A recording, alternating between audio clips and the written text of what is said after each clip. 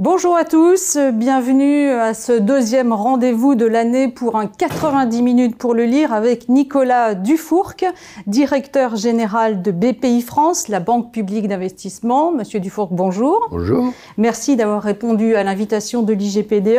Vous avez publié La désindustrialisation de la France 1995-2015. Voici l'ouvrage que vous avez déjà pu voir aux éditions Odile Jacob en 2022. Un ouvrage qui a été réédité en poche cette année, donc on imagine que ça marche très fort. Alors au moment où la réindustrialisation est en marche en France, on peut après tout s'étonner du titre et du sujet que vous avez choisi de traiter. C'est un livre qui se lit comme un roman, à la fois de témoignages, d'analyse, voire de psychanalyse. Vous avez sondé l'âme de tous ceux qui ont vécu ce déclin en privilégiant la parole des entrepreneurs. Plus de la moitié de vos interlocuteurs sont des dirigeants d'entreprises encore en activité. Il y a aussi des syndicalistes, des banquiers, des économistes, on y reviendra. Alors, vous incarnez vous-même ce réveil de l'industrie française. Vous en êtes même la cheville ouvrière puisque la BPI a été créée pour réinventer l'usine en France, dans les territoires. Vous avez été nommé en 2013 au moment de sa création et vous ne lâchez pas l'affaire puisque vous venez d'être reconduit pour un troisième mandat de 5 ans. Votre bilan parle pour vous.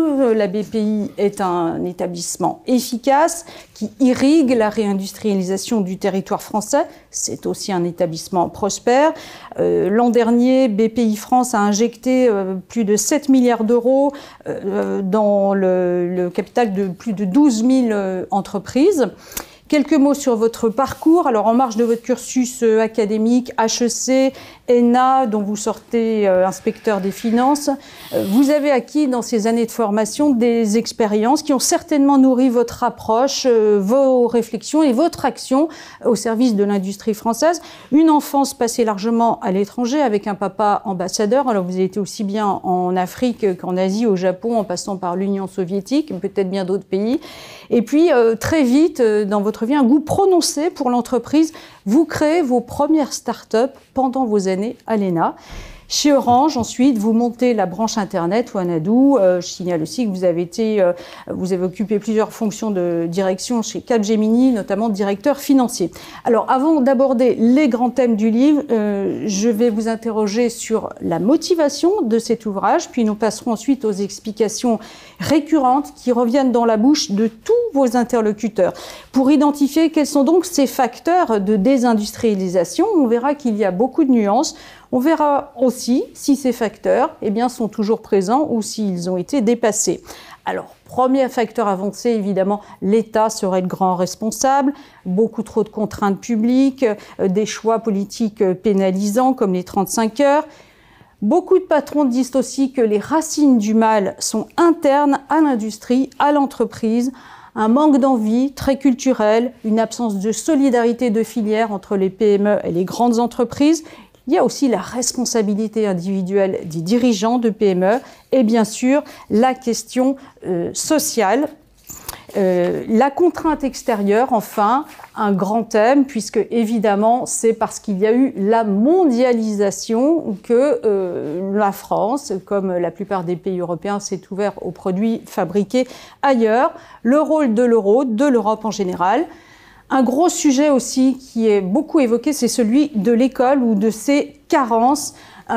L'école qui aurait précipité le déclin. Enfin, bien sûr, évidemment, on va parler de l'avenir. Après avoir abordé chacun de ces grands thèmes, vous répondrez bien sûr aux questions du public. Alors, Nicolas Dufourc, pourquoi donc ce livre sur le passé vous auriez pu, après tout, au bout de 10 ans, nous raconter vos succès, tout ce qui marche bien. Écoutez, j'ai pas décidé d'écrire ce livre un petit matin. En fait, j'ai voulu vraiment comprendre ce qui s'était passé, ne serait-ce que pour moi-même. Parce que on a lancé la BPI dans l'urgence en 2013, à une époque d'ailleurs, il faut s'en souvenir, où le moral des patrons était au plus bas, et on est parti en avant. Voilà. Donc on a très largement développé le financement de l'innovation, on a lancé le mouvement de la French Tech, et puis ensuite j'ai lancé le mouvement de la French Fab, toujours sur un espèce de de prurite, de hardi petit, on y va, pont d'Arcole, on regarde devant. Et au bout de 10 ans, je me suis dit, mais au fond, je constate qu'il n'y a toujours pas de consensus sur ce qui s'est passé. Même moi, j'ai au fond un esprit un peu flou sur le sujet. Et plutôt que de lire un énième livre d'économistes bourré de chiffres, sachant que les économistes ne sont pas d'accord entre eux, je me suis dit, on va aller interviewer ceux qui ont vécu, au fond, le drame, puisque ça a été un drame. Et c'est comme ça que j'ai commencé à faire un interview, puis 2 interviews. Mais je ne l'ai pas fait pour écrire un livre, je l'ai fait pour moi. Et quand j'ai vu la matière, je me suis dit que j'avais presque un devoir moral de leur donner la parole à ces gens-là. Donc j'ai systématisé ma démarche. Et après avoir interviewé quelqu'un d'automobile, je me suis dit, je vais faire un textile, et puis je vais faire un bois, et puis je vais faire de la mécanique, et puis je vais faire de la chimie, et puis je vais couvrir toutes les branches de l'industrie française.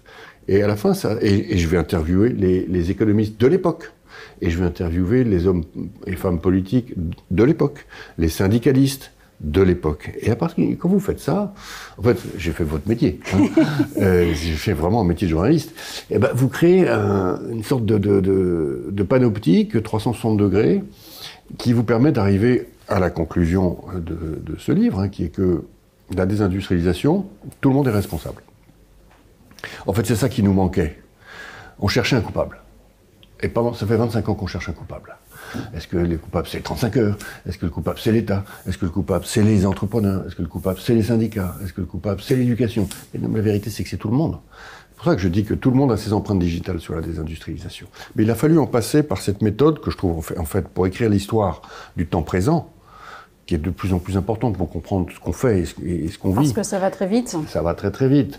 Il faut toujours se souvenir qu'on vit de plus en plus âgé et que donc on peut juste aller interviewer les gens. Hein.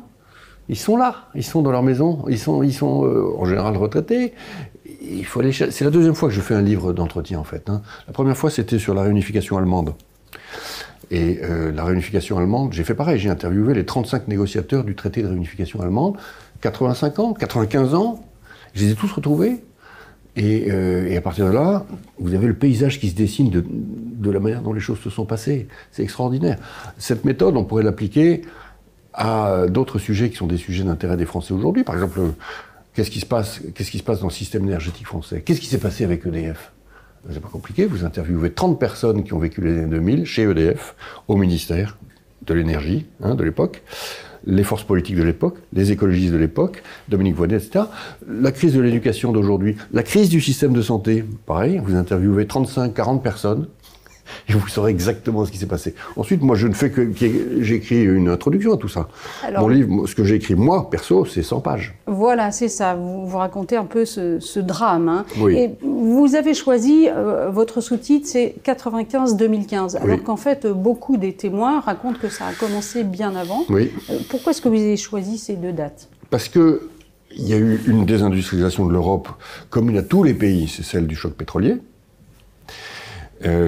Bon là, donc c'est Creusot-Loire, Manu France, c'est toute la sidérurgie française, c'est la fin des charbonnages, c'est la fin des chantiers navals, ça toute l'Europe l'a vécu. Et puis il y a une 2e grande désindustrialisation, c'est celle de la mondialisation. Et là, toute l'Europe ne l'a pas vécu. La France l'a vécu, l'Angleterre l'a vécu, mais pas l'Allemagne, et peu l'Italie, et relativement peu l'Europe du Nord. Et puis il y a eu la réindustrialisation massive de l'Europe de l'Est à cette époque-là. Donc la France fait exception à partir de 95. Et c'est cette phase-là que je raconte, moi. C'est la phase de l'exception française sur le continent. Alors, vous avez donc choisi aussi de donner la parole à tous ces acteurs, surtout les entrepreneurs, mais en fait, vous avez fait parler les entrepreneurs qui ont réussi, c'est-à-dire qui ont... survécu. Oui. Et qui ont des histoires avec... enfin, ce sont des gens qui ont beaucoup d'audace, beaucoup d'aventure, beaucoup d'intelligence, beaucoup d'ouverture sur le monde. C'est ça aussi qu'ils nous racontent. Alors, ils nous racontent ça, et puis ils nous racontent des histoires de résilience, finalement. Oui. Hein. Avec quel jeu de jambes de boxeur on fait pour passer entre les gouttes de toutes les pressions qui sont celles de la mondialisation. Enfin, de la mondialisation, qu'on s'entende bien, c'est-à-dire que... Au fond, ce que tout le monde raconte et que je raconte, c'est que la mondialisation, elle commence avec la fin de la guerre froide. Bon. Donc il y a Tiananmen, c'est en juin 89, fin de la guerre froide, c'est la chute du mur de Berlin, septembre-octobre 89. Et puis ensuite, vous avez l'effondrement de l'URSS, 90-91. Et puis vous avez l'essor de la Chine. Tout ça au début dans un chaos complet. C'est les années 91, 92, 93. Hein. Et puis, c'est pour ça que ça commence en 95. Tout d'un coup, tout se clarifie, la poussière tombe, et c'est la mondialisation. Donc l'Europe de l'Est rentre dans l'Europe. C'est à partir de 95, et puis ensuite c'est le traité de 97. Et puis ensuite, la Chine explose économiquement. L'Allemagne se greffe sur la Chine. Et la Russie vit sa transition. Voilà. Bon. Et il n'y a plus de sujet géopolitique. On parle de la fin de l'histoire. Et là, on voit bien que toutes les barrières vont tomber. On est dans un monde de libre-échange total. La Commission européenne est ultra libérale. L'Angleterre est très puissante à l'intérieur de la Commission européenne, donc elle pousse un agenda ultra-libéral, où on pense que le libre-échangisme ne fera aucune victime. Hein ? Et donc, un certain nombre d'éléments essentiels de la politique économique française, en particulier la politique industrielle classique, avec un ministère de l'Industrie très puissant, vertical, un corps des mines qui parle directement de l'État aux grandes entreprises, elles-mêmes en train d'être privatisées par Balladur, hein, qui avaient été nationalisées, qui sont à ce moment-là privatisées, donc Péchinet, Saint-Gobain, etc. Et donc on pense que ça va aller. On pense que la France est prête. Mais d'ailleurs, c'est vrai qu'elle est... les chiffres sont bons. Hein. On est excédent sur l'Allemagne. L'innovation a l'air d'être au bon niveau. L'énergie n'est pas chère avec le nucléaire, etc., etc. Et donc, en fait, ce qui se passe, c'est qu'entre 1995 et l'entrée de la Chine dans l'OMC, en 2000, on sous-estime totalement ce que va être la mondialisation. Et puis alors, il y a quelque chose qu'on sous-estime totalement, c'est la puissance industrielle de l'Europe de l'Est. On oublie que le communisme a été productiviste. Et que donc il y a en Europe de l'Est, certes des usines un peu pourries, mais les gens, ils adorent l'industrie. Donc il y a des contremaîtres partout, il y a des bureaux des méthodes partout, il y a des ouvriers prêts à travailler pour rien. Et donc il y a une culture industrielle très forte. Il suffit d'injecter du capital là-dedans pour que ça flambe. Et c'est ce qui se passe. Les Allemands investissent massivement en Hongrie, massivement en Roumanie, ensuite en Pologne. Et donc le mélange au fond, du capital allemand et du savoir-faire industriel allemand, et puis de ce bassin industriel historique qui n'a pas été démantelé, un peu comme une capsule temporelle, fait que tout d'un coup, l'Europe de l'Est explose. Et ça, la France ne l'a pas du tout vu. Donc nous, on a fait l'inverse. Au lieu de se dire, on va réarmer, puisqu'en fait, on n'est pas prêt, on désarme. On fait les 35 heures. Les 35 heures, on les a faites 15 jours après l'entrée de la Chine dans l'OMC. La Chine rentre le 15 décembre 2001. Les 35 heures rentrent dans les PME le 1er janvier 2002. Alors, 15 jours après. La contradiction est totale. Sur les 35 heures, ce qui est assez intéressant, c'est que les témoignages sont assez variés, en fait. Parce que certains entrepreneurs nous disent « c'est une catastrophe, c'est une connerie », mais ça n'explique pas le problème, dit Pierre Pifteau, qui dirige une PME dans le bois. Les 35 heures et le coût, ce ne sont pas des sujets essentiels. Donc, vous voyez, en revanche, on a l'économiste Jean-Marc Daniel qui, lui, lit vraiment les deux choses, il établit une corrélation. Donc, est-ce que c'est vraiment... les 35 heures ont longtemps été un épouvantail, mais on s'aperçoit à la lecture de ce livre que ce n'est peut-être pas le vrai sujet. Si, c'est le vrai sujet. C'est le vrai sujet. Si, c'est le vrai sujet, mais c'est pas le seul. C'est-à-dire qu'on a perdu beaucoup trop de temps à essayer de dire que les 35 heures étaient le seul facteur de désindustrialisation en France. C'est un parmi d'autres. Mais le fait est que pour les PME, en janvier 2002, de passer d'un coup aux 35 heures, c'était une augmentation du coût du travail de 11%, tout simplement, hein, au moment même où la Chine arrivait et commençait, avec les méthodes qu'on a connues, qui sont quand même des méthodes, on appelle ça du rétrofit, et puis ensuite de la copie, quoi, tout simplement. Hein. Il y a des témoignages incroyables dans le livre, hein, en particulier de Henri Marquetta, qui découvre sur un salon en Belgique ses propres pelleteuses, peintes en rouge. Fabriquées par des Chinois. Pas fabriquées, achetées par le Chinois, et achetées et copiées intégralement, y compris le défaut qui est sous le châssis. C'est comme ça qu'il les reconnaît d'ailleurs. Voilà, et c'est comme ça qu'il les reconnaît. Donc c'est ça la vérité de la compétition de l'époque. Donc l'augmentation du coût du travail de 11% était quand même punitive. Et puis surtout, il y a une certaine culture, au fond, de l'usine qui a été prise sous le choc des 35 heures à ce moment-là. Et vous avez des entrepreneurs qui disent, c'est à ce moment-là qu'on a vu arriver sur les parkings les petites camionnettes blanches. C'est-à-dire les ouvriers commencent à avoir 2 jobs. Ils ont leurs 35 heures, et puis ensuite, souvent d'ailleurs au black, ils sont artisans, ici et là. Hein. Et donc il y a une éthique du travail industriel qui commence à changer au moment même où la compétition devient beaucoup, beaucoup plus dure à cause de l'Europe de l'Est et à cause de la Chine. Mais il n'y a pas que les 35 heures, je suis bien d'accord. Les 35 heures, en fait, ne sont que le symptôme d'une évolution fondamentale de la société française à l'époque en faveur des services. C'est tout. Et quelqu'un qui venait sur les plateaux télé dans les années 2002, 3, 4 pour dire « Attendez, les 35 heures, c'est catastrophique pour la PME industrielle », enfin, il n'était plus jamais réinvité. Hein. Et tout le monde voulait croire à la possibilité d'un pays sans usine. Alors, il y a aussi une critique récurrente qu'on a beaucoup entendue de la part du MEDEF, ce sont les charges qui auraient tué la compétitivité française. La formule de Xavier Fontanet, l'ancien patron d'Essilor, on a un jockey, l'État, qui est trop lourd, le cheval, l'entreprise ne peut pas gagner. Oui. Est-ce que c'est vraiment les charges qui ont tué la compétitivité française? À l'époque, oui. Les charges étaient évidemment beaucoup trop élevées, mais c'est tout le modèle de l'État-providence qui est en cause, là. C'est pour ça que, au fond, s'il y avait encore un livre à écrire, ça serait sur l'articulation entre l'économie française et l'État-providence, tout simplement. Hein. Et on voit bien le sujet aujourd'hui même où commence le débat sur la loi de finances, puisque je m'adresse à des fonctionnaires du ministère des Finances, pour beaucoup, hein, avec un déficit budgétaire qui est à nouveau de 30%. Il ne faut pas compter en points de PIB, il faut compter en pourcent de déficit. Le déficit, il est de 30%, et c'est uniquement l'État-providence. Hein. Ce n'est pas l'IGPE qui coûte de l'argent, c'est toutes les prestations sociales. Et donc, à la fin des fins, ça pèse sur l'entreprise. Alors, l'État a pris conscience, à la fin des années 90, que le sujet des charges patronales était un sujet dramatique pour l'emploi. Hein. On était encore en chômage de masse. On sortait d'une dizaine d'années de Francfort, qui était indispensable pour stabiliser la monnaie et pour qualifier la France dans l'euro. Et l'obsession nationale, légitime d'ailleurs, c'était le chômage. Hein. Mais on se trompait. De solution. On se trompait de solution. C'est-à-dire que personne ne voulait voir qu'en fait les rigidités du marché du travail étaient une des raisons, mais probablement la raison fondamentale. L'OCDE avait beau le dire, mais l'OCDE le disait d'une manière maladroite, excessivement libérale, donc faisait peur à tout le monde. Mais la vérité, c'était que ce qui a fini par être fait sous François Hollande et Emmanuel Macron, hein, c'est-à-dire les 5 lois de réforme du Code du travail, c'est ça qu'il fallait faire à l'époque. Hein. Par ailleurs, à l'époque aussi, il fallait créer une BPI.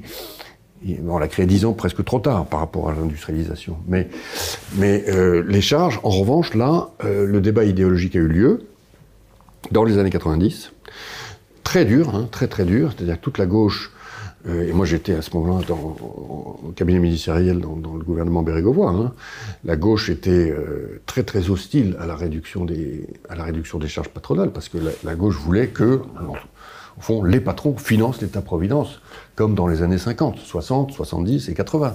Que ceci ne change pas, sauf qu'on était arrivé au bout du sujet. Donc, finalement, sous Juppé, l'État a massivement réduit les charges patronales. Hein. Et donc, dans les années de la désindustrialisation, ce n'est pas les charges sociales de l'État qui montent, c'est les charges sociales complémentaires. C'est Agirc Arrco. Agirc Arrco, Unédic. Mmh. Donc c'est les charges sociales décidées souverainement par les partenaires sociaux. Hein. C'est ça qui est intéressant pour comprendre comment fonctionne la société française. Et donc l'État a fait son travail, donc a réduit les charges au niveau du SMIC jusqu'au rapport Gallois. En revanche, les charges complémentaires ont continué d'augmenter, et très fortement, hein, puisque dans les années 2000, elles ont pris 7 points de charge. Je voudrais avoir votre réaction sur vous parliez de la réforme du marché du travail. Oui.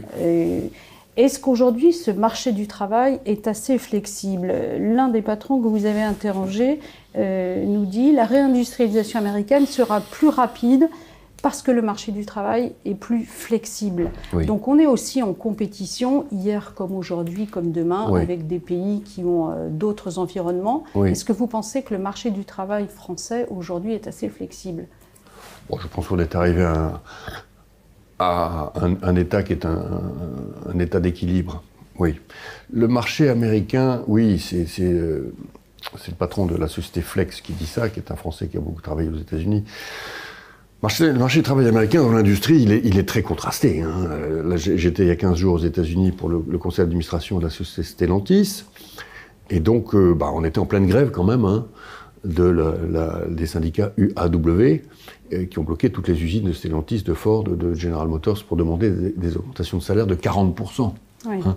Donc il y a un syndicalisme industriel américain. Simplement, il n'est pas présent dans toutes les usines et dans tous les États.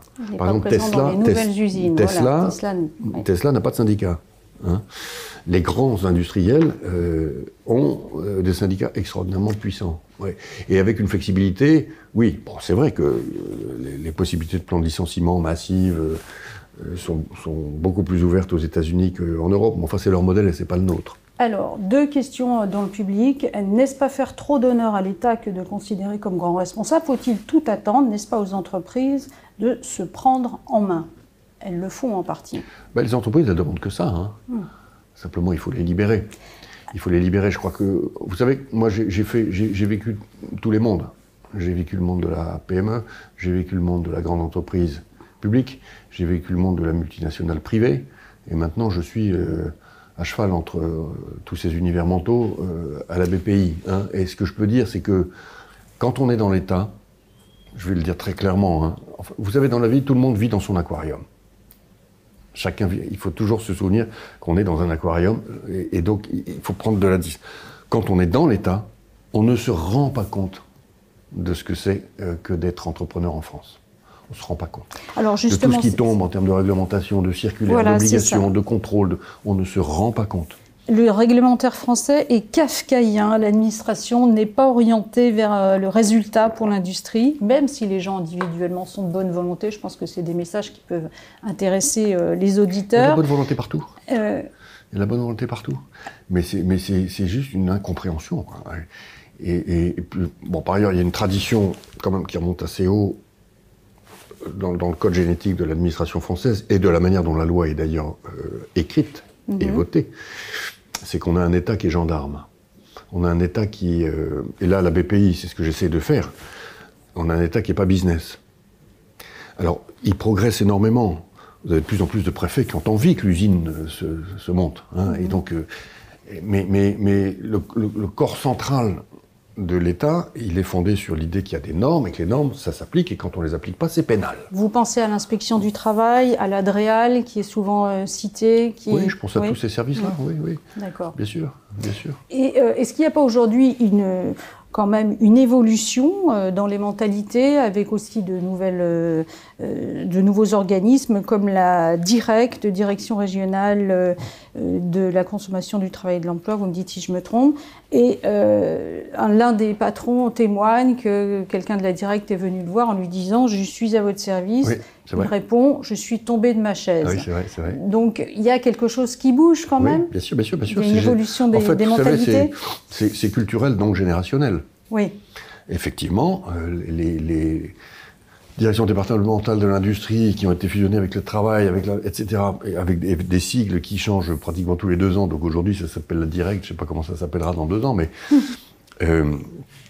sont orientés économie, ça, il n'y a pas de doute. Hein. L'inspection du travail, bon, c'est très variable selon les départements.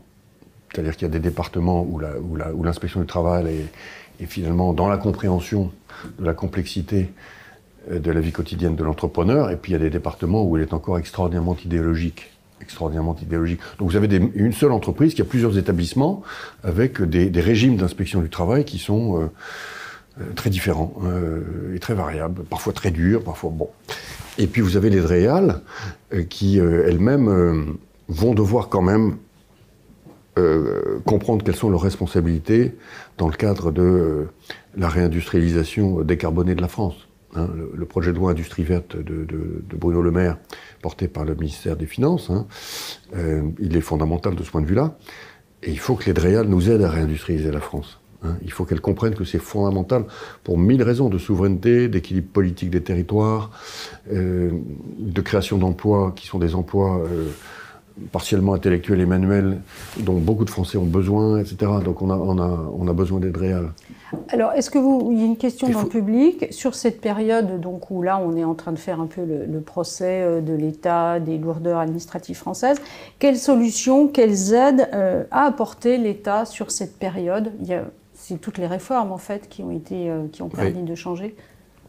Bon, d'abord, je voudrais dire une chose, c'est que quand je dis que tout le monde a ses empreintes digitales, il est vrai aussi qu'il y a un certain nombre de patrons de PME ou d'entreprises de taille intermédiaire qui ne s'étaient pas complètement préparés à la mondialisation dans les années 2000. Hein. En tout cas, moins que les Allemands. On va en parler, oui. Et donc vraiment, il faut... Enfin, le message du livre, c'est arrêtons de pointer du doigt quelqu'un en particulier. Quand vous divisez une industrie d'un pays historiquement fondateur de l'industrie mondiale, la France, hein, quand même. Il faut voir tout ce qui est venu de ce pays. Quand vous divisez une industrie d'un pays comme celui-ci par deux, c'est forcément que tout le monde s'y est mis.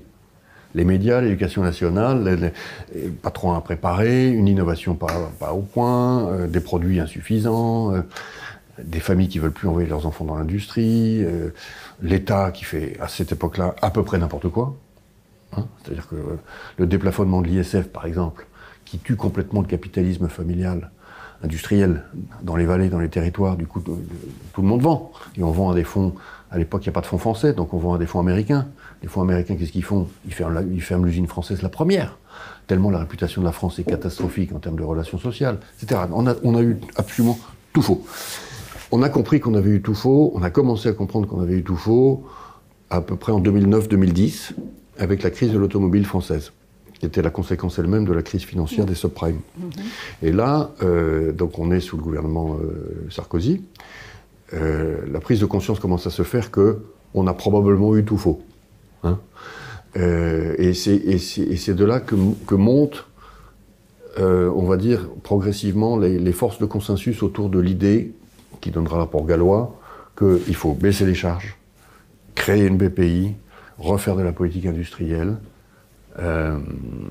écouter les entrepreneurs, quoi. Au minimum, reconnaître qu'ils ont souffert ce que j'appelle un drame. Hein. Donc ça monte entre 2009 et 2012. 2012, François Hollande arrive au pouvoir. Et donc c'est là que commence réellement la politique de l'offre. Hein. La politique de l'offre française, elle commence réellement au 1er janvier 2013, avec le CICE, la BPI, ensuite le pacte de compétitivité, les réformes du marché du travail. Alors, il y avait eu une petite réforme importante quand même, qui était le déplafonnement du CIR, du crédit impôt recherche, en 2007. Ça, c'était François Fillon, très important, c'est 7 milliards aujourd'hui, c'est énorme. Hein. Et puis ensuite, le programme d'investissement d'avenir, fondamental, créé par Sarkozy, politique de l'offre. Tout ça se noue à ce moment-là, hein, 2010, 11, 12, 13. Et on est sur ce programme maintenant politique depuis 10 ans. Et il faut absolument qu'on y reste encore. Il faut surtout pas varier, hein, parce qu'il nous reste tant à faire pour reconstruire. C'est le bon mix politique. Et les crises récentes ont démontré à quel point il était important de reconstruire l'industrie. Alors, une réaction dans le public, une capitulation partagée État-entreprise, point d'interrogation. Eh bien oui, tout à fait. Il y a beaucoup de questions qui se posent en interne au niveau de chaque entreprise et au niveau de la culture française industrielle. Il y a des racines du mal qui sont vraiment internes. Et d'abord, on a cette fracture entre Paris et la province, l'industrie. C'est souvent provincial. Cette fracture entre les grands groupes et les PME. L'industrie, ce sont les champions français, mais les PME ont été oubliés. Est-ce que cette culture-là, vous trouvez, avec votre action depuis 10 ans, est-ce que c'est en train de changer? Est-ce que vous voyez une évolution des mentalités? Oui, je vois une évolution des mentalités. La France, donc c'est un livre d'histoire. Hein, je ne suis pas en train de parler de la France d'aujourd'hui, là. Parce que la France d'aujourd'hui n'a plus rien à voir avec cette France-là. Hein. C'est une France qui est... Cette France-là, il faut se souvenir, elle n'était même pas digitale. C'était le tout début d'Internet, et donc vous aviez des PME qui utilisaient encore du fax. Et quand les emails sont arrivés, les patrons de PME se les faisaient imprimer. Hein, donc cette France-là est complètement révolue, a été considérablement modernisée. C'est une France aussi où, à l'époque, les répartitions de responsabilités économiques entre les communes, départements et régions n'avaient pas été clarifiées. Donc tout le monde faisait un petit peu un chouïa par-ci par-là, avec d'ailleurs relativement peu de moyens. Donc la politique économique des régions était complètement désordonnée et n'avait pas la masse critique. Aujourd'hui, on a moins de régions. À l'époque, il y en avait, je ne sais plus combien, 25. Hein. Maintenant, on en a 13, et avec une masse critique beaucoup plus forte. Et donc, les régions sont des partenaires fondamentaux de la BPI. Hein. Les élus de l'époque avaient moins de culture économique qu'aujourd'hui. Et donc, et puis les infrastructures régionales de l'époque n'avaient rien à voir avec ce qu'elles sont aujourd'hui. Aujourd'hui, moi, je passe ma vie en région. Je suis sidéré par la modernisation des grandes métropoles françaises. C'est incroyable. Au début des années 2000, c'était pas du tout ça. C'était encore la province. Et ça, c'est fini. Ça, c'est complètement fini. Vous avez aujourd'hui quantité d'écoles d'ingénieurs et de commerce dans les régions, dans les métropoles, et même dans les villes plutôt moyennes. Hein. À l'époque, pas du tout. À l'époque, il y avait des universités, il y en avait 74, puis il y avait les grandes écoles à Paris, et puis il y avait tout le reste. L'apprentissage, c'était complètement effondré. Aujourd'hui, il est remonté. Alors, non, la France est un pays qui s'est beaucoup modernisé. Hein. Là, vous nous parlez des efforts qui ont été faits par les collectivités territoriales. Mais au niveau des mentalités des grandes entreprises françaises, est-ce que ça a changé? Il y a un exemple qui revient tout le temps dans la bouche de vos interlocuteurs, c'est celui de l'agroalimentaire. C'est le mauvais exemple. Ils regrettent que les distributeurs, en fait, font la loi, qu'ils estiment que la grande distribution française a tué une partie de l'industrie, a tué une partie des producteurs, et que ces méthodes ont été employées ont été élargies, diffusées dans l'industrie. Oui. Est-ce que ça, aujourd'hui, est-ce que ça a changé? Même le syndicaliste de la CGT, Mohamed Ousseidi, qui dit qu'il n'y a pas de chasse en meute en filière, comme c'est le cas, par exemple, en Allemagne. Oui. Alors, on a les exemples à côté de nous, on le sait, est-ce qu'on est capable de changer? Bon, la France n'est pas un pays solidaire, hein. C'est un pays très individualiste, et on a fait de petits progrès, j'ai envie de dire là-dessus. Petits progrès par rapport à ces années-là. En fait, qu'est-ce qui s'est passé? Les conditions, au fond, de la compétitivité française n'étaient absolument pas réunies au début des années 2000, quand il a fallu faire face à l'offensive chinoise et de l'Europe de l'Est. Absolument pas réunies. Bon. On a demandé, collectivement, et d'ailleurs c'était le drapeau, hein, c'était l'étendard, le fanion, aux grands groupes industriels français de défendre la France, l'honneur de la France. Et donc on leur a demandé de gagner la bataille de la mondialisation. Et ils l'ont gagné quand même. Hein. On a quand même un certain nombre de grands groupes industriels qui sont des leaders mondiaux. Simplement, ils l'ont gagné en abandonnant la France. Ils ont dit très clairement, d'ailleurs, à l'époque, vous ne pouvez pas nous demander de gagner la bataille mondiale, et en plus de faire de la politique industrielle en France, alors que l'État ne la fait plus. Et c'est à l'État de la faire. Le résultat des courses, c'est que l'industrie française, aujourd'hui, est la plus délocalisée de toutes les industries mondiales.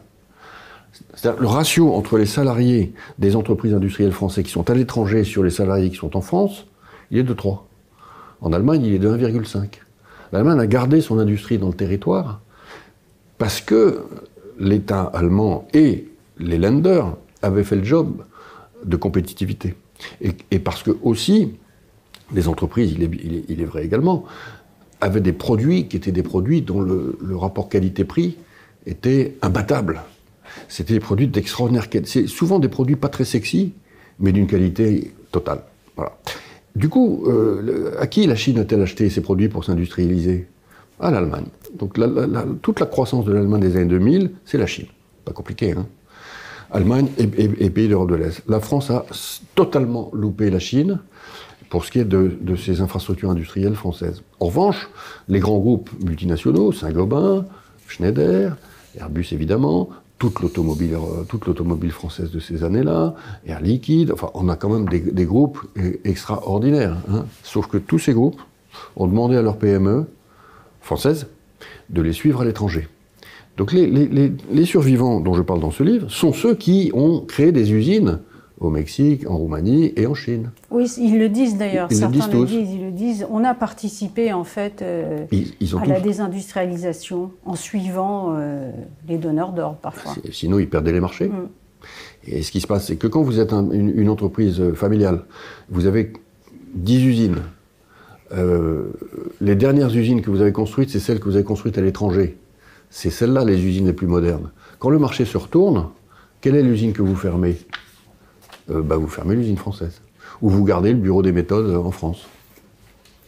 Et là, vous avez évoqué les machines-outils allemandes qui sont achetées par les Chinois. Et en France, il y a eu véritablement un échec de la robotisation. Oui. Et en fait, j'ai l'impression que personne ne comprend pourquoi. Il y a juste peut-être un témoin qui nous dit peut-être que c'était pas disciple, parce que robot égale suppression des emplois. Pourquoi est-ce que ça n'a pas marché ? Alors ça remonte aux années 80-90, avec les plans machines-outils successifs qui ont échoué. Bon, alors pourquoi est-ce que les plans machines-outils ont échoué ? Et il faudrait probablement écrire un autre bouquin d'entretien. Quand on écoute Alain Madelin, que j'ai interviewé, il me dit, donc là on est en 1985, c'est après la première alternance, hein, et il dit, dans les salons, je voyais des entrepreneurs de la machine-outil française qui s'arrêtaient à midi et quart et qui reprenaient à 15h après avoir bu une bonne bouteille de Bordeaux. Donc la France d'avant, quoi. Hein. Donc lui, son diagnostic, c'est de dire ces gens-là avaient été picousés à la subvention et en fait n'avaient pas construit les conditions à l'allemande de la compétitivité de la machine-outil dans la durée. Hein. Donc en fait, lui, il dit on n'était pas bon. Voilà. Hein. Patrick Artus aussi, dans le bouquin, dit vous savez, il ne faut pas chercher midi et 14h. À un moment, il faut se le dire, on n'était pas bon. On n'était juste pas bon. Et bon, ensuite, ça reboucle sur quelque chose qui est fondamental pour bien comprendre comment fonctionne une économie. C'est les entrepreneurs, la qualité des gens. Vous voyez ? Vous le dites, dans ces années-là... Dans ces années-là, on a eu un Jean-Luc Lagardère pour faire des missiles, pour faire Renault Espace, etc. Un génie. Mais on n'a pas eu de génie dans la machine-outil. Hein, on a eu des génies, on en a dans quantité de secteurs en France. Hein. Vous prenez Gilles Martin sur Eurofins, par exemple, scientifique, donc il fait les tests, qui est devenu un leader mondial. Vous prenez évidemment dans le luxe Bernard Arnault, François Pinault, et toute la famille Hermès, c'est des gens extraordinaires qui ont bâti des empires mondiaux avec des usines en France. Dans la machine-outil, il n'y a pas eu.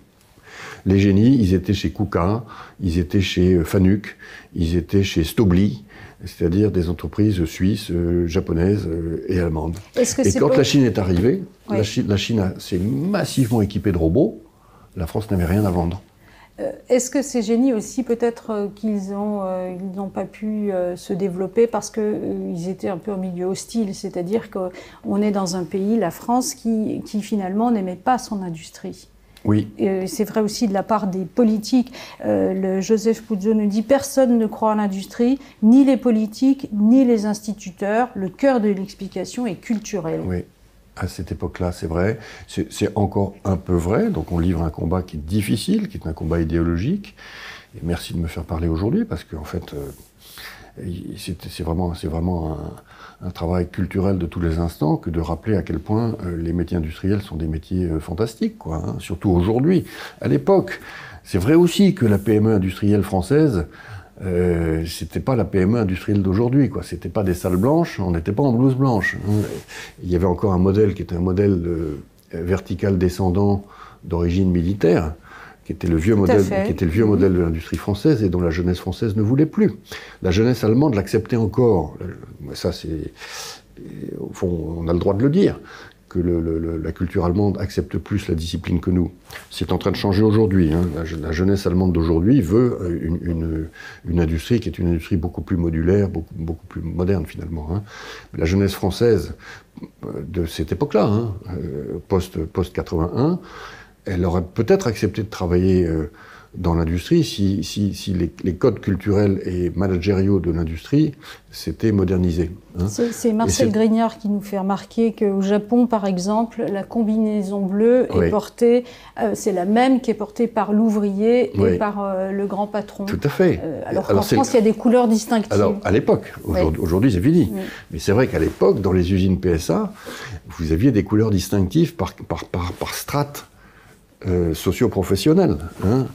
C'est pour ça qu'on parlait de cette vieille expression col blanc, col bleu, mais c'était beaucoup plus précis que ça. C'est-à-dire que vous aviez la tenue complète, et puis quand vous montiez dans la hiérarchie, il y a un moment où vous n'aviez plus que la veste bleue. Et puis, plus vous montiez, plus la veste devenait blanche.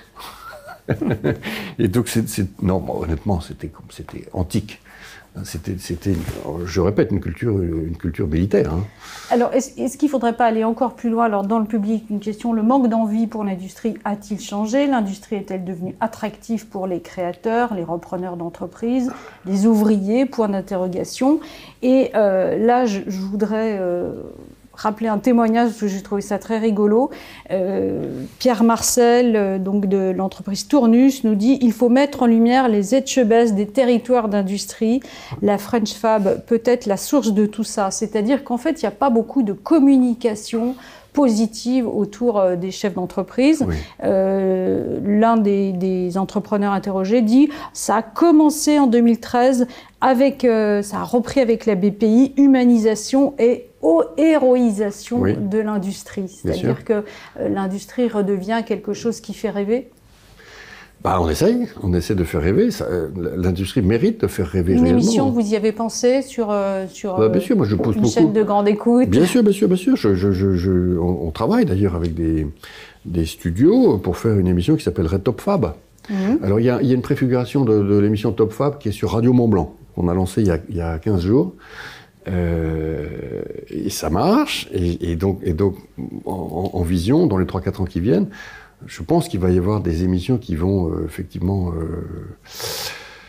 donner aux jeunes en particulier, qui les regardent, l'envie peut-être de rejoindre ce grand mouvement qui est le mouvement de la réindustrialisation française. Il y a un événement très important au printemps prochain à Lyon qui s'appelle les World Skills. Hein. Donc c'est un anglicisme, mais c'est les Jeux Olympiques mondiaux des savoir-faire industriels. Pas seulement industriels d'ailleurs, mais beaucoup industriels. Donc il y a des compétitions, il y a l'équipe de France. Il y a eu les World Skills France il y a 3 semaines, où les régions de France sont rentrées en compétition les unes avec les autres. Donc c'était absolument les codes des Jeux Olympiques. C'est-à-dire qu'on rentre dans le stade avec tout le monde est en costume, avec le drapeau, Aquitaine, Bretagne, machin. Et il y a toutes les épreuves qui sont les épreuves de soudure, de cobotique, je sais pas quoi, moi, de micromécanique, de tôlerie. Et honnêtement, moi je passe ma vie dans les usines, je vais vous dire. Et les jeunes qui bossent là-dedans, dans l'industrie d'aujourd'hui, vraiment, hein, qui est absolument plus rien à voir avec le truc graisseux d'Émile Zola, hein. On a des jeunes qui sont contents, très contents, très très contents. Les ingénieurs qui travaillent dans les usines, qui viennent des écoles d'ingénieurs de province, les ingénieurs de l'école d'électronique de Angers, par exemple, qui travaillent chez Lacroix Electronics, sont enthousiastes. Et d'ailleurs, je collecte leurs verbatim, je note tout et je les mets sur LinkedIn. D'accord. Et vous pouvez les retrouver, pour ceux que ça intéresse. Parmi les archaïsmes au sein de l'entreprise, alors il y a un syndicat qui fait l'unanimité contre lui, c'est la CGT, perçue comme très néfaste, y compris par les patrons qui n'ont pas de syndicat au sein de leur entreprise. Ouais. Donc ça, c'est assez amusant, avec des punchlines du type « Cette culture de lutte des classes, c'est la maladie auto-immune de l'industrie française ». C'est Pierre Boulet qui nous dit ça.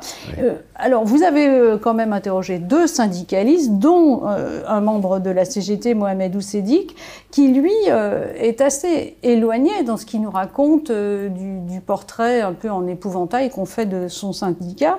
Il fait d'ailleurs un petit mea culpa en disant « J'ai compris, en regardant un peu comment fonctionnaient les voisins, les Italiens, les Belges, les Allemands, qui se battaient pour garder leur entreprise et que nous, on ne savait pas faire ça en France. » Et puis, il rappelle quand même quelque chose qui est très important, c'est que la CGT, comme la CFDT, signe 85 à 90% des accords d'entreprise. Donc est-ce que la question sociale, c'est un frein d'après vous? Est-ce que c'est quelque chose qui est de l'ordre du fantasme d'une partie des patrons? La situation est là aussi très contrastée, ça dépend beaucoup des fédérations, ça dépend des hommes, des femmes, qui sont aux manettes de ce syndicat selon les années. Hein. Bon, ce qui est clair, c'est que dans le secteur de... Et puis ensuite, vous avez PME, ETI et grands groupes. Les grands groupes ont parfois les moyens de gérer des syndicats aussi profonds et complexes, avec la quantité de travailleurs qui sont à plein temps protégés, hein, qui sont quand même extraordinairement coûteux. Mais quand vous descendez, on rentre dans l'incompréhension totale du chef d'entreprise. Vous voyez, quand vous avez une entreprise qui fait 1 milliard de chiffre d'affaires, ça peut paraître énorme, mais 1 milliard, c'est pas considérable, hein, finalement, à l'échelle des grandes entreprises industrielles mondiales, et qu'elle a 80 salariés protégés. Vous ne pouvez pas demander au chef d'entreprise de comprendre ça, quoi, hein. Bon, alors ensuite, il y a des situations qui sont des situations particulières, avec des relations entre le syndicat et, en l'occurrence, la CGT et l'entreprise, qui sont ultra conflictuelles quand même, hein, ultra conflictuelles. Donc, j'ai voulu interviewer Mohamed Oussedik. On s'entend bien depuis toujours, hein. Il est très pertinent, et ce qu'il dit, au fond, permet de comprendre ce qui s'est passé aussi dans les années 2000. C'est-à-dire que lui, il dit, c'est pas de la faute au syndicat. Oui. C'est de la faute de l'État. Hein, et c'est de la faute des grands patrons qui ont fait des erreurs stratégiques importantes. Et moi, je dis, c'est de la faute de tout le monde. C'est d'ailleurs pour ça que le livre marche bien. C'est que les gens s'y reconnaissent. Les gens savent bien que c'est de la faute de tout le monde. Notre ami de la CFDT, il reconnaît quand même que le syndicalisme a une partie de responsabilité. Hein, et il faut le reconnaître. Il suffit d'entendre les chefs d'entreprise dans le livre. C'est la vie quotidienne. Parce que l'industrie, ça demande un minimum de flexibilité. C'est tellement dur. On est sur un champ de bataille. Mais il faut visualiser ce que c'est qu'un champ de bataille. Vous êtes obligé de bouger tout le temps. Tout d'un coup, vous avez quelqu'un derrière. Et donc, il faut de la flexibilité. Et si votre syndicat vous interdit toute flexibilité, et surtout vous fait un procès d'intention extrêmement dur à chaque fois que vous souhaitez le faire, c'est décourageant. Hein. Donc, il y a des entrepreneurs découragés. Pas tous. Encore une fois, c'est des situations de circonstances. Alors, avant d'aborder ce qu'on pourrait appeler la contrainte extérieure, la mondialisation, le rôle de l'euro, de l'Europe en général, une question du public sur les rapports grands groupes PME. Peut-on croire au ruissellement des grandes entreprises vers les PMI, notamment sous-traitants, des grands programmes d'investissement public, d'infrastructures, bénéficieront-ils aux PME? Ça dépend des filières. Il y a des filières qui sont sous une pression de compétitivité plus importante que d'autres. Donc, typiquement, la filière aéronautique gère bien sa PME, hein, et son territoire. Mais c'est aussi parce qu'on a un oligopole mondial entre Airbus et Boeing, et que par conséquent, on a une compétitivité française encore très très importante sur le sujet. Hein. Dans le domaine de l'automobile, c'est beaucoup plus difficile. Et puis, l'aéronautique, c'est pas du business to consumer. Hein. Et donc, il n'y a pas de logique de pouvoir d'achat des ménages. Dans l'automobile, il y a une logique de pouvoir d'achat des ménages. Les ménages veulent des voitures pas chères. Les ménages demandent des voitures pas chères. Maintenant, on demande des voitures électriques pas chères. Donc, dans ces conditions, est-il possible de continuer de demander à Stellantis et Renault, typiquement, hein, mais également à Toyota France ou à Ford en Allemagne, qui annonce la fermeture de son usine à Saint-Louis ce matin, hein, de défendre toute la filière des sous-traitants automobiles européens? En fait, non, on ne peut plus leur demander. Parce que, ou alors, on renonce à avoir des voitures de marque européenne à prix abordable pour le bas de la classe moyenne européenne. C'est tout. Et on laisse la totalité du marché aux Chinois. Donc c'est très très difficile. En revanche, vous prenez des groupes comme tous les groupes de l'électricité, comme Schneider par exemple. Vous prenez les groupes du luxe. Le luxe gère bien sa filière nationale. Enfin, disons sa filière européenne, ils ont beaucoup de PME en Italie, mais ils sont très très responsables en la matière. Mais c'est aussi parce qu'ils ont des positions de puissance qui leur permettent, au fond, de définir le prix du marché. Quand vous êtes leader sur le prix, au fond, c'est pas compliqué, ça résume la réponse à votre question. Quand vous pouvez fixer le prix, vous pouvez gérer votre filière. Si vous ne pouvez pas fixer votre prix parce que c'est les Chinois qui le fixent, ça devient vraiment difficile. Dans l'organisation de l'économie française, une question, la financiarisation de l'économie n'a-t-elle pas aussi sa part de responsabilité dans la désindustrialisation de la France? C'est ce que disent de nombreux témoins. Alors, il y a eu, je le disais tout à l'heure... Les grandes entreprises qui sont court-termistes, les fonds qui sont aussi... c'est ça. Donc, au début des années 2000, effectivement, naît une nouvelle industrie, qui est l'industrie qui est maintenant le cœur du métier de la BPI, qui est l'investissement en fonds propres dans les PME, qu'on appelle le private equity. Bon, à l'époque, et le private equity lui-même, à l'époque, fonctionnant avec des leviers de dette très importants. Même si les taux d'intérêt étaient pas forcément extraordinairement bas, mais au fond, le levier de la dette commence à être utilisé pour racheter des entreprises. Et ces entreprises, on va leur demander de rembourser ces dettes. Donc on va effectivement un peu les essorer. Et là où je suis tout à fait d'accord pour dire qu'il y a eu un excès de financiarisation, c'est qu'à cette époque-là, il faut rembourser la dette très vite et il faut engendrer des taux de rendement de l'ordre de 15%. Et il faut ressortir vite. Et ce sont beaucoup des fonds anglo-saxons qui font ça à l'époque, puisqu'il n'y a pas encore de fonds français. Donc en effet, je répète que des entreprises de taille intermédiaire familiale se sont vendues à des fonds anglo-saxons à l'époque, à des prix qui étaient des prix importants, qui étaient attractifs pour les familles, qui de toute façon ne pouvaient plus payer l'ISF. Et ces prix, il a bien fallu que les entreprises les remboursent. Donc on les a essorés. On a sous-investi, et encore une fois, souvent, quand il a fallu fermer des usines, c'était les usines françaises. Ça décrit bien une période que je dirais qui est la période de 2000-2008, jusqu'à la crise des subprimes. Après, les choses commencent à changer quand même. D'abord, l'écosystème français des fonds de private equity, créé par la Caisse des dépôts et consignations, puis repris par nous, devient extrêmement profond, et avec beaucoup de fonds qui n'utilisent pas le levier de la dette, et qui par ailleurs sont patients, restent 10 ans au lieu de 5 ans, et qui par ailleurs ne demandent pas 15%, mais 8, 10. Et ça, c'est une force française d'aujourd'hui. Voilà. Donc au contraire, on a tiré les leçons du passé, et aujourd'hui, une PME qui veut ouvrir son capital à un fonds capital patient, long terme, qui va participer à sa gouvernance raisonnable et qui va exiger des retours corrects sans être excessif, le peut. Elle le peut.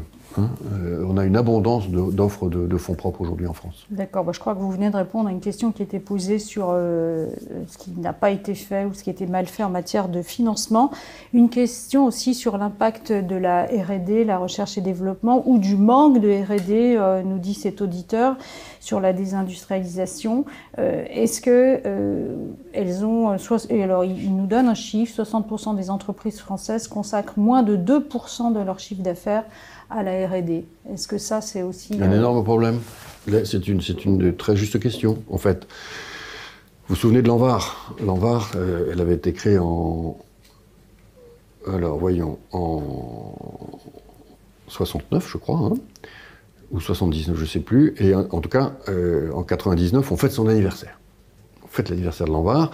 Et en fait, on se satisfait de voir qu'on finance quantité de projets, etc. Bon, on finance beaucoup de projets qui sont de recherche plutôt amont, proche de l'université, mais assez éloigné des besoins des PME. Et en fait, on ne voit pas à l'époque que les PME françaises sont devenues peu innovantes, sont insuffisamment innovantes. Voilà. Alors jusqu'ici, au fond, jusqu'au marché unique. Le marché unique, c'est le marché unique de 92, vous vous souvenez. C'est l'acte unique de 86. Mais jusqu'en 92, on est protégé par des barrières. On était protégé. Et comme on était protégé, après tout, pourquoi innover? À partir de 92, c'est terminé. Mais on met des années à comprendre, on met 7-8 ans à comprendre qu'en fait, nos PME ne sont pas innovantes, pas assez innovantes. Alors pourquoi est-ce qu'elles ne sont pas assez innovantes? C'est parce qu'elles sont surchargées de charges aussi. C'est à cette époque-là que les impôts de production montent, les charges patronales sont trop élevées, je le répète, et donc les marges sont trop faibles pour financer la recherche-développement. Trop faibles. Hein. Ce qu'on fait aujourd'hui, il aurait fallu le faire à l'époque. Donc je répète que la BPI, il aurait fallu la créer comme conséquence naturelle du double effet du marché unique européen, 92, et de l'entrée de la Chine dans l'OMC, 2001. C'est à ce moment-là qu'il fallait créer une banque publique d'investissement pour les PME. Or, on a fait l'inverse, c'est-à-dire qu'à ce moment-là, on a dit, le libre-échange, ça marche. Tout le monde va suivre, ça va s'adapter. La main invisible existe, sauf que c'est pas vrai. Il a fallu 10 ans pour comprendre que c'était pas vrai. Oui, et c'est le rapport de Louis Gallois en 2012 où il dit mon rapport finalement, c'est pas ce que je raconte qui est important, c'est le fait que c'était audible, que les politiques à ce moment-là pouvaient l'entendre, ce qui n'était pas le cas avant. C'est ça, ouais. Absolument. Il y avait d'un côté la gauche qui ne voulait pas reconnaître qu'il y avait une crise industrielle terrible, qui était la conséquence de la servicialisation de l'économie française, et de la gauche d'ailleurs, hein, parce qu'il faut se rappeler que tous les syndicats, les confédérations CGT, CFDT basculent du côté des services à ce moment-là. Les fédérations industrielles qui dirigeaient les confédérations perdent la majorité. Mmh. Et puis de l'autre côté, il y avait la droite qui était, elle, libre-échangiste et libérale. Hein. Donc la confrontation des deux était une mâchoire terrible pour l'industrie.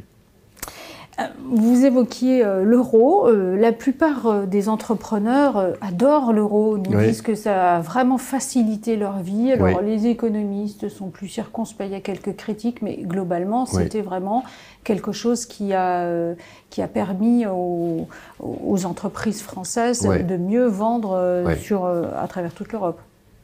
Oui. En fait, on a oublié, hein, mais il y avait des dévaluations constantes de la lire, de la peseta espagnole et de l'escudo portugais. Et des dévaluations massives, punitives, qui rendaient la vie des entrepreneurs français impossible. Voilà. Donc la France elle-même, elle dévaluait. Elle avait dévalué 16 fois depuis les années 30. Hein.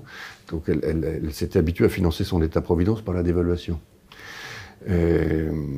Mais pour les entrepreneurs, l'euro a été une simplification complète.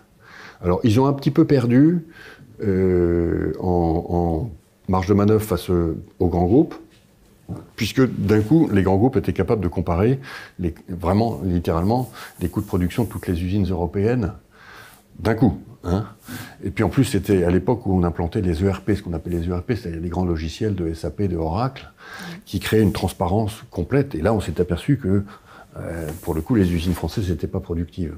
Alors qu'avant, il y avait 36 monnaies, il n'y avait pas d'informatique comparative, et donc on était dans un voile d'ignorance dans lequel on arrivait à se cacher. Voilà.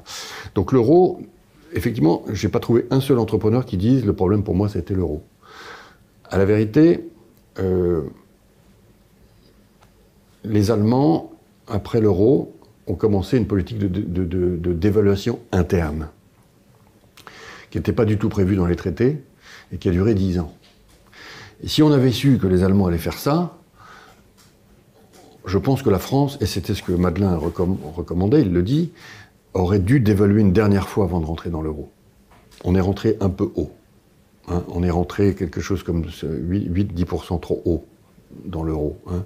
Mais les entrepreneurs s'en plaignent pas. Ils disent que c'est pas pour ça qu'ils ont connu tant de difficultés. Alors pendant ce temps-là, ce qui se passe aussi depuis qu'on est entré dans l'euro, il y a des divergences sur les coûts de production. C'est Jean-Claude Trichet qui nous explique qu'il présente régulièrement quand il est gouverneur de la BCE, qu'à chaque réunion mensuelle, il insiste parce que c'est aussi cette période où en fait le décalage entre la France et l'Allemagne va vraiment s'amplifier.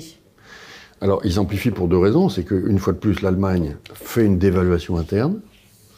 Depuis, d'autres pays l'ont fait, en particulier les Espagnols, les Portugais, après la crise grecque, 2012. Ils ont énormément souffert d'ailleurs, hein. Donc ils ont accepté des baisses de salaire, des baisses de prestations sociales, donc c'est ce qu'on appelle une dévaluation interne. Quand vous ne pouvez plus dévaluer, eh ben, le seul ajustement possible, c'est de faire une dévaluation interne. Hein. Et ils l'ont fait. Mais les Allemands, eux, pour absorber la réunification allemande, ont accepté cet effort considérable pendant 10 ans. Il faut se souvenir quand même, l'immobilier allemand ne valait rien à l'époque. On pouvait s'acheter un appartement sur Unter den Linden à Berlin, oui. pour rien du tout. Hein, parce que l'Allemagne, au fond, se serrait la ceinture, mais radicalement. Les salaires ont très très peu cru, les salaires de la fonction publique pratiquement pas. Et donc ils ont mis en œuvre des dispositions de complément de rémunération pour les travailleurs pauvres, qu'on a appelés les mini-jobs, hein, qui coûtaient énormément cher, enfin beaucoup d'argent à l'État fédéral. Mais encore une fois, pendant 10 ans, l'Allemagne a dévalué, interne. Et son peuple l'a accepté, parce que son peuple savait qu'il fallait intégrer l'Allemagne de l'Est. Il y avait une vraie raison géopolitique, il y avait un grand récit national. Et à ce moment-là, la France, elle, a laissé filer ses salaires au contraire, notamment dans la fonction publique. Hein. Et donc l'écart de compétitivité, il est devenu terrible. Les Espagnols aussi l'ont fait après 2008, après la crise financière qu'ils ont vécue. Les Espagnols ont tout laissé filer, puis ont été rattrapés par la crise financière. Et là, ont accepté une dévaluation interne vraiment de proportions séculaires, incroyables, parce que les Espagnols ont accepté, ce que les Grecs ont accepté, ce que les Portugais ont accepté. Incroyable.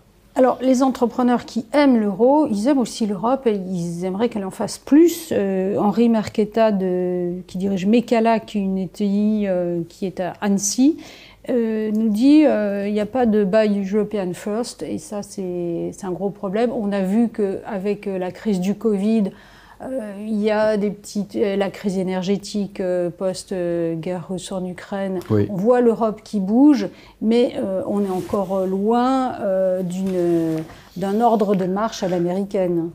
Oui. Est-ce que ça va bouger? Ça bouge, hein, ça bouge lentement. Mais le fait que la Commission lance une enquête pour subvention abusive de l'automobile chinoise est quand même un marqueur. Je ne sais pas si ça ira jusqu'au bout. Il va falloir que le Conseil, à l'unanimité des 27, accepte de relever les barrières douanières. Il est tout à fait probable que les Allemands mettront un veto, hein, tellement ils ont d'intérêt en Chine. Mais au moins, la Commission européenne a eu le courage de s'emparer du sujet. Ça, c'est nouveau. La Commission Barroso, c'était impensable. Impensable. Mais même les débuts... voyons, les esprits ont commencé à changer il y a, grosso modo, avec le Covid. Hein. Il y a encore 5-6 ans, on avait une commission extraordinairement libérale. Hein, extraordinairement libérale. Et donc, refusant de voir que la Chine pratiquait des subventions à la construction de ces usines gigantesques, qui étaient contraires au traité de l'OMC, et qu'on a laissé faire pendant 20 ans. Littéralement pendant 20 ans.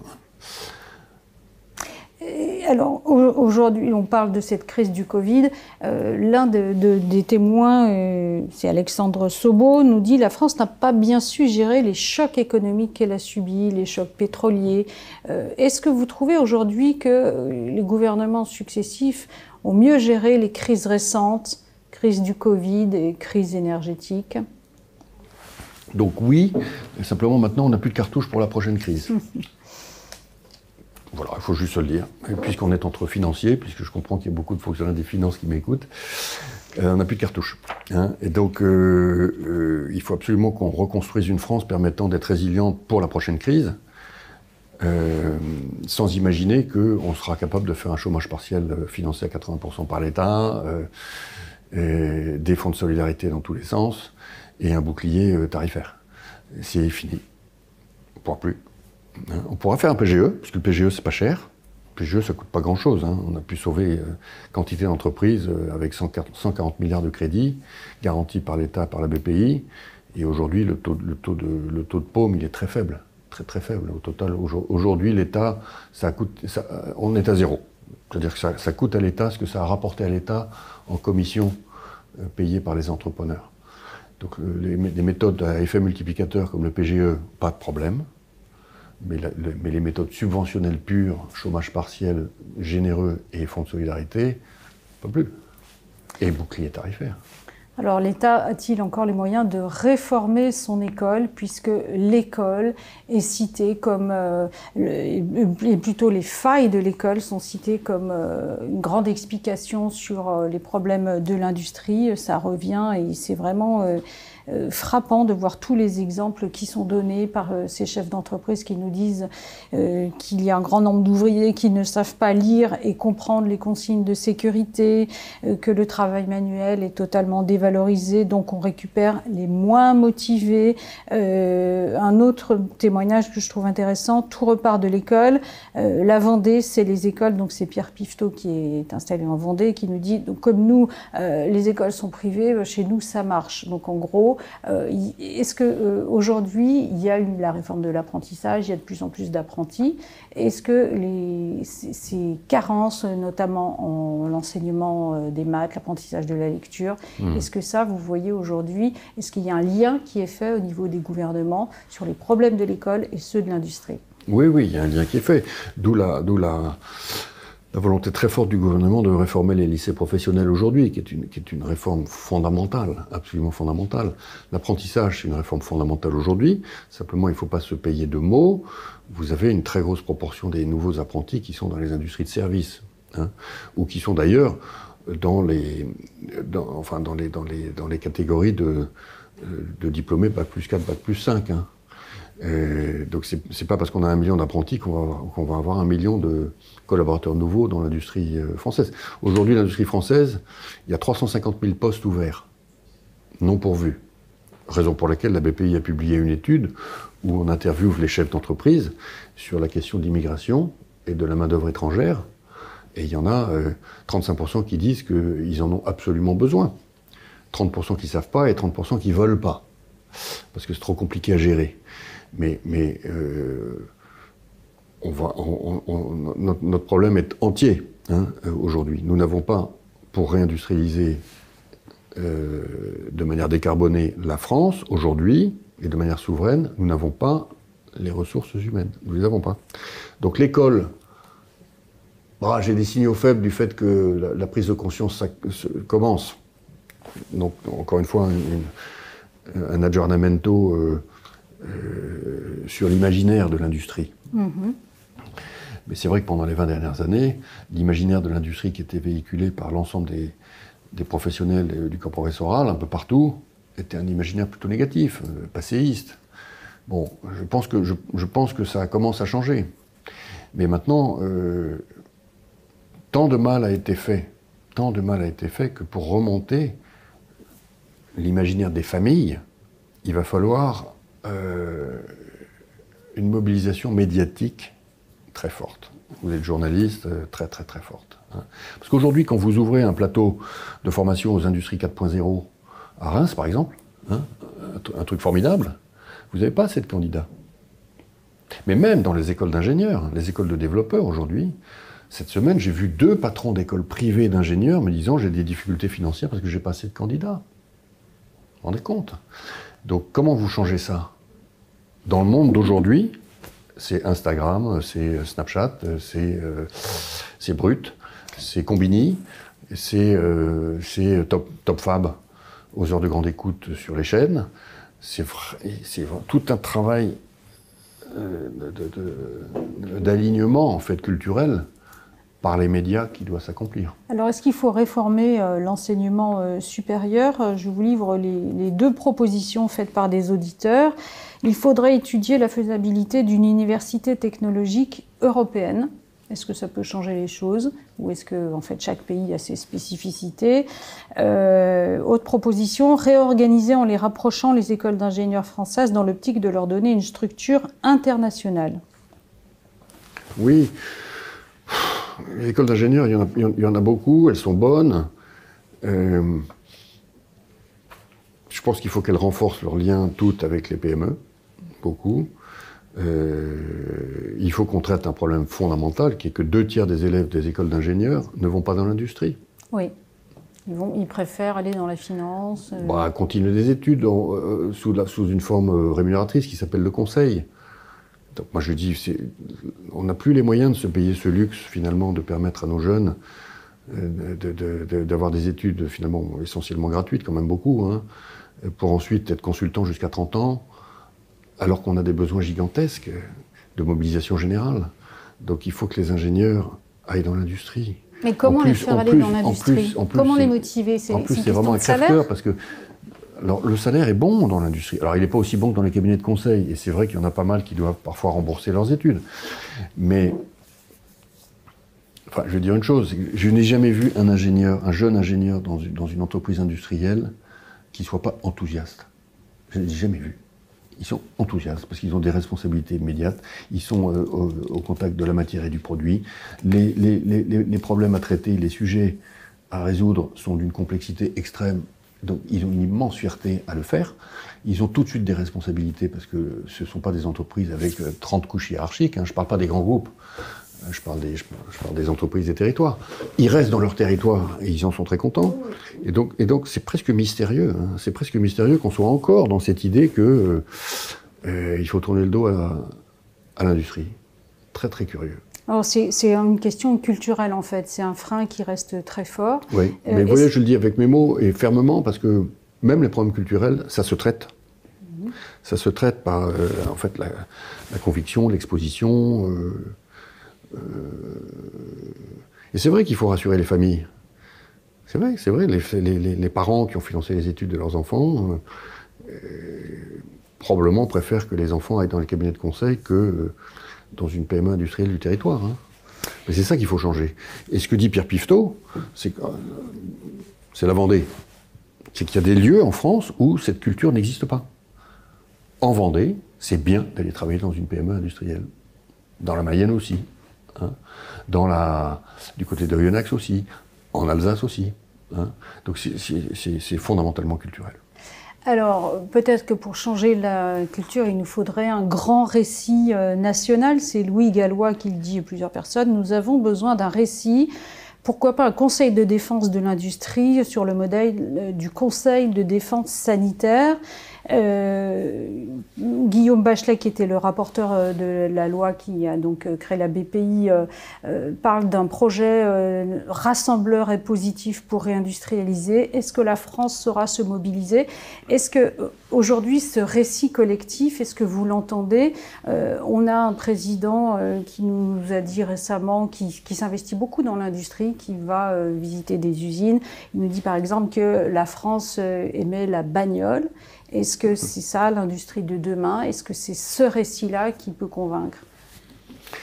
On a fait d'énormes progrès, notamment grâce au Covid, sur la question du produire en France. À titre personnel, par exemple, j'ai fait pas mal de communication. La petite émission que j'ai faite sur Brut, où j'ai dit, attendez, on ne peut plus continuer comme ça, rien n'est fabriqué en France. Rien. Cette caméra, cette table, ce téléphone, ce tout, rien, ce costume, rien. Ça ne peut plus continuer. Bon, bah, ça a fait 1,5 million de vues. Donc, il y a un consensus en France aujourd'hui sur le made in France, le produire en France. Mais c'est un consensus contradictoire. C'est-à-dire qu'ensuite, les gens ne sont pas quand même totalement prêts à payer le prix d'un made in France. Un médicament made in France, c'est quand même plus cher qu'un médicament made in Bombay.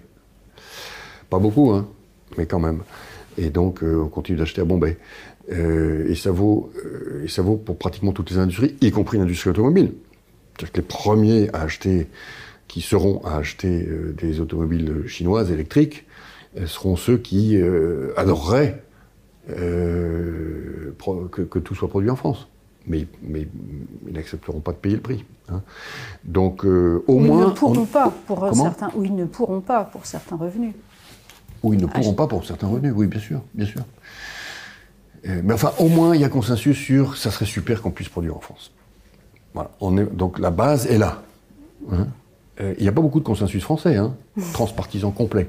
Sur ce livre, il y a un consensus transpartisan complet. Et faites le compte des consensus transpartisans en France aujourd'hui, il n'y en a pas beaucoup. Hein. Donc le produire en France en est un. À partir de là, il faut bâtir. Il faut être ensuite pragmatique. Il y a parfois c'est absolument possible, typiquement l'aéronautique. Imaginez le drame que ce serait pour l'imaginaire français si on cessait de produire des avions en France. La catastrophe que ça serait. Donc, la base de départ, on l'a. Maintenant, il faut convaincre les jeunes d'aller travailler dans l'industrie. C'est pour moi la clé absolue. Hein, parce que c'est eux qui innoveront, c'est eux qui auront les idées des nouveaux produits, etc. etc. Alors, la clé aussi, c'est l'innovation. Ouais. C'est ce que répètent plusieurs chefs d'entreprise. Frédéric Sanchez, l'innovation principale, clé de notre succès à l'international. Mohamed Ousseidi, donc de la CGT, nous raconte l'histoire des verreries du Languedoc qui, en fait, vont survivre parce qu'elles ont innové avec la bouteille Sud de France. Donc, c'est pas forcément des innovations technologiques très importantes, mais c'est peut-être du marketing. Il cite aussi les émeutes de Longwy qui étaient condamnés, qui ont été repris par Martin Pietri, un type formidable, nous dit-il. Je le cite parce que les anciens du Shell le connaissent bien. Il a travaillé à Bercy dans une autre vie. Ah oui. Donc aujourd'hui, comment on fait pour qu'il y ait plus d'innovation? Est-ce qu'il faut plus de budget? Comment on fait? C'est un porte-à-porte de masse pour aller voir les chefs d'entreprise qui ont toujours des projets dans les tiroirs, mais qui sont complètement débordés par la vie quotidienne. Et donc, il faut aller les voir, ouvrir les tiroirs, retrouver les projets, leur dire que c'est possible, leur dire qu'on va les financer, leur faire une petite subvention, un prêt à taux zéro, une avance remboursable, ensuite mettre du capital dans le projet, les mettre en relation avec une université, un laboratoire scientifique.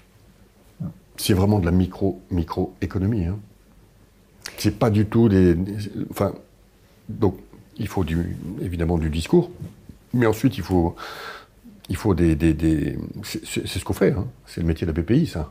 Nous, on est une banque nomade, hein. C'est-à-dire que j'ai 1000 personnes qui sont toute la journée dans la voiture pour aller voir chacune d'entre elles, à peu près 150 entrepreneurs par an, dans la cuisine de l'entrepreneur, pour travailler l'innovation, l'export, le digital, tout. Hein. C'est ça qu'on fait. Alors, avec une nouvelle contrainte, c'est la décarbonation. Oui. Est-ce que, question d'un auditeur, les contraintes environnementales ne vont-elles pas compliquer la réindustrialisation? Négatif ou positif? Non, mais bien sûr que ça serait plus simple, mais ça n'a pas de sens d'imaginer un monde dans lequel on ne décarbonerait pas. Donc, l'industrie a toujours eu des vents contraires. C'est la vie, ça. Et donc, c'est sûr que c'est une complexité supplémentaire. Mais en même temps, pour beaucoup d'entreprises, c'est des marchés en plus. Hein? Donc il y a beaucoup d'opportunités business autour de la décarbonation, énormes. Voilà, donc de toute façon, je vais vous dire, c'est l'air qu'on respire. Il n'y a pas de choix. Hein? Et les entrepreneurs, de ce point de vue-là, ils sont ultra raisonnables. Moi, j'en connais aucun qui oserait dire, attendez, franchement, on nous ennuie avec ça. Les gens ne sont pas du tout victimaires. Hein. Ils veulent juste qu'on les aide à faire. Parce que c'est très compliqué. Hein. Donc ils nous demandent, donnez-moi le 06 de quelqu'un qui va m'aider lundi matin à le faire, pour pas trop cher. D'accord, oui, voilà. Alors le rôle de l'État, que ce soit une aide financière ou un coup de pouce en savoir-faire, une question, les aides publiques sont-elles suffisantes pour prendre le risque de l'innovation? Est-ce qu'il faudrait davantage d'aides publiques ou est-ce qu'il faut qu'elles soient organisées différemment? Thierry de la Tour d'Arthez, le patron de SEB, nous rappelle aucun secteur, aucune entreprise ne pourra grandir sans l'aide de l'État, enfin réussir le passage à la décarbonation. Ah, sur la décarbonation. Sur la décarbonation, il y a les sites les plus polluants, les 50 sites les plus polluants. L'État a décidé de mettre beaucoup d'argent, hein, pratiquement une dizaine de milliards d'euros. C'est des investissements gigantesques. Hein. Ensuite, il y a toutes les PME. Donc les PME, on leur fait des prêts à taux favorables sur des durées très longues et on ne prend pas de garantie sur le patrimoine de la PME ou de l'entrepreneur. Ça s'appelle les prêts verts. On leur fait également des diagnostics, on leur présente des bureaux d'études. On les met dans des écoles qu'on appelle les accélérateurs. On leur envoie des jeunes qui sortent des écoles qu'on appelle les VTE, volontaires territoires d'entreprise, qui sont chargés de gérer le programme de décarbonation de la PME. Et puis, on leur fait des petites subventions. Voilà. Voilà ce qu'on fait aujourd'hui. Alors, est-ce qu'il y a aussi une question de financement? Est-ce qu'il ne faudrait pas financer l'innovation avec un marché européen aux États-Unis? Je ne sais pas si ça, c'est une question qui est posée parmi le public. Je ne sais pas si la personne fait référence, par exemple, au Nasdaq. On n'a pas d'équivalent en Europe. Est-ce que ça manque ça? Alors, Le Nasdaq, c'est sur les entreprises de la tech, qui sont essentiellement de la biotech et du digital. Oui. Donc, on va dire que c'est tout le monde des startups. Hein. On a une bourse tech européenne, on en a deux. Hein. Enfin, on en a même trois. On a celle de Londres, on a Euronext, et puis on a la Deutsche Börse. Bon, c'est pas un succès. Mais c'est pas un succès, pourquoi? Parce que qui achète des actions tech européennes? Qui achète des actions tech américaines? Les actions tech américaines, elles sont achetées par tout le monde. Toute la gestion d'actifs américaine. Hein. Donc les Merrill Lynch, les machins, bon, toutes les grandes maisons de gestion de l'épargne américaine achètent de la tech. Ils considèrent que c'est normal, que c'est leur devoir. Donc tous les Américains qui ont confié leur épargne à ces grandes maisons, Charles Schwab, des choses comme ça, dans les années 2000-2010, ont vu une partie de leur épargne investie dans Google, Microsoft, Azure, Amazon, et donc ils ont gagné beaucoup d'argent. Il n'y a pas une maison de gestion d'actifs européenne qui a massivement investi l'épargne des Européens dans cette tech-là, américaine. Donc votre épargne, mon épargne, votre épargne, personne n'est allé investir là où il fallait, c'est-à-dire là où vous alliez faire x2, x3, x4. Bon. Et ça continue, c'est-à-dire que la gestion d'actifs européenne est ultra conservatrice. C'est un problème. Oui. C'est un problème. Quand vous cotez une boîte de biotech à Paris, vous n'avez pas un succès gigantesque du côté des gérants. Hein. Quand vous faites votre roadshow à Paris, les gens que vous voyez, si vous faites votre roadshow à Boston, vous avez des gens qui sont des spécialistes de la pharma, qui comprennent tout ce que vous faites. Si vous faites votre roadshow à Paris, bon, vous allez rencontrer des très bons. Mais en moyenne, ceux qui détiennent des grosses poches, ils préfèrent investir dans des boîtes très installées, donc LVMH, Capgemini. Vous voyez, donc on a, c'est juste pour clarifier ce que ça veut dire qu'on n'a pas de Nasdaq européen. Ça ne se crée pas comme ça. Le sujet, c'est pas de faire une plateforme. Hein. Le sujet, c'est de convaincre toute la gestion d'actifs européenne, qui gère des trillions, d'investir dans la tech, ce qu'elle fait très peu.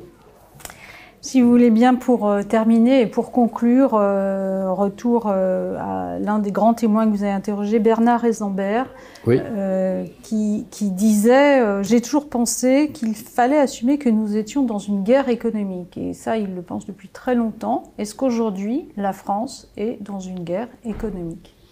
Ah, pas complètement. C'est une guerre. Est-ce qu'elle est en ordre de marche pour gagner cette guerre, bah, on a fait des gros progrès quand même. Hein. On a France 2030. On a un ministère de l'Industrie qui est redevenu puissant. On a un État qui est prêt à mettre des gros moyens quand même sur l'industrie. On a la BPI, que personne n'a en Europe. Hein. On a 1 million d'ingénieurs en France. On a autant d'ingénieurs en France qu'en Allemagne. Hein. Voilà.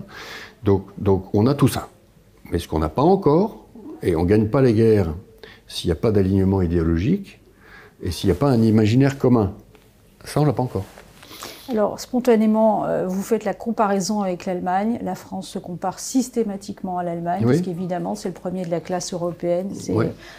Surtout dans l'industrie. Alors, il y a un journal conservateur allemand, Cicero, qui s'inquiète, qui a titré sur la désindustrialisation allemande oui. est en marche. Oui. C'était il y a quelques jours. Est-ce qu'ils ont vraiment raison de s'inquiéter? Et est-ce qu'on peut imaginer que les Français vont, à la faveur de ce décalage, détrôner leurs partenaires allemands? Ah non, ça non, écoutez, l'Allemagne, elle a 1000 milliards de PIB de plus que la France. Vous vous rendez compte? La divergence. Bon, donc c'est une économie gigantesque et 20% de ce PIB, c'est de l'industrie. Non, c'est vrai que les Allemands sont inquiets parce il est en train de leur arriver un peu ce qui nous est arrivé à nous. Hein, c'est-à-dire un modèle d'entreprise du Mittelstand un peu vieillissant, des jeunes qui ont un peu moins envie de travailler dans des communes de la province allemande et qui veulent travailler dans les métropoles,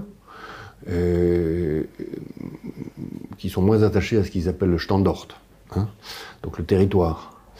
Des coûts salariaux qui ont beaucoup augmenté, une Chine qui est à l'arrêt alors que c'était le cœur de l'expansion allemande, et une compétitivité des pays d'Europe de l'Est qui est quand même très très attractive, sans parler de l'Ukraine qui va s'ouvrir.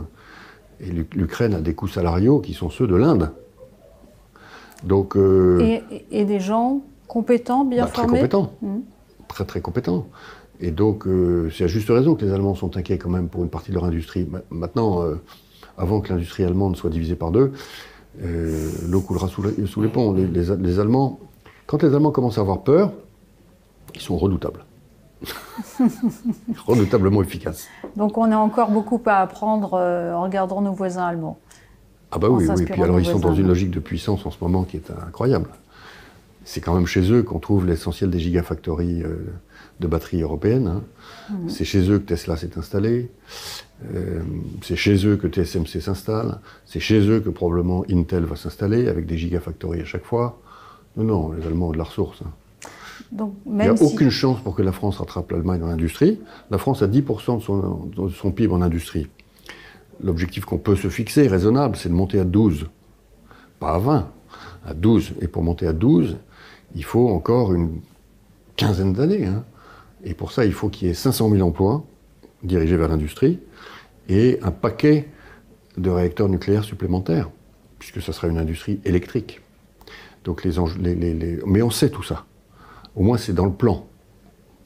Donc, c'est bien. On sait exactement ce qu'on veut. Il faut maintenant embarquer tous les Français. Voilà, beaucoup reste à faire et il faut trouver ce récit national. Oui. Nicolas Dufourcq, merci beaucoup d'avoir répondu à l'invitation de l'IGPDE. Je rappelle le titre de votre ouvrage, La désindustrialisation de la France, 1995-2015. Et franchement, achetez-le en poche et vous allez apprendre des tas de choses. Vous allez voir que même des gens parfois très éloignés de notre quotidien ont beaucoup de choses à nous apprendre. Merci beaucoup.